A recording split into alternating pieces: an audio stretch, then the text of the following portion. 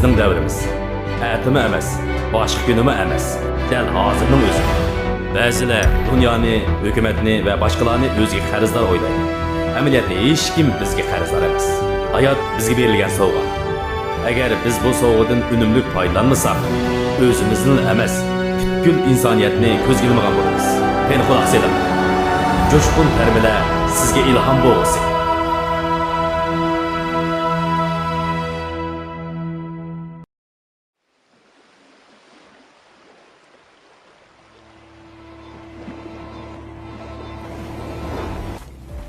Men odamlar hayotlikning ahamiyatini ham uni qayerdan topa oladiganligini bilish kerak degan gapga ishonaman. Chunki siz bularni bilgan chog'ingizda o'zingizdagi energiyani qo'yib bera olasiz.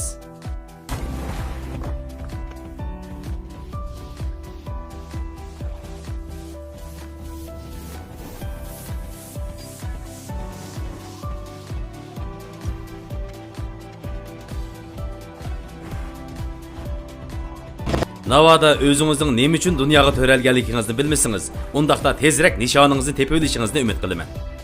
Hayotingizning ahamiyati nima?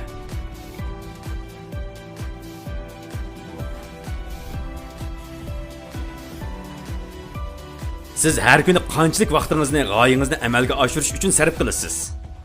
Qanamsa turmushingizga nazar seping. G'oyangiz uchun tirishchilik ko'rsatsangiz, hayotingiz ma'noga to'ladi. Mayli nima ish qilishni tanlagan bo'ling, uni amalga oshiring. Tanlashingiz sizning qanday odamga aylanadiganligingizni belgilaydi. Tanlash hammani belgilaydi, ong hammani belgilaydi. Qanamsa darhol o'zingizdan so'rang. Siz hozir qilayotgan ishingizdan rozimi? Bu siz qilmoqchi bo'lgan ishmi? Sizning texmi yaxshisiga erishgingiz bormi?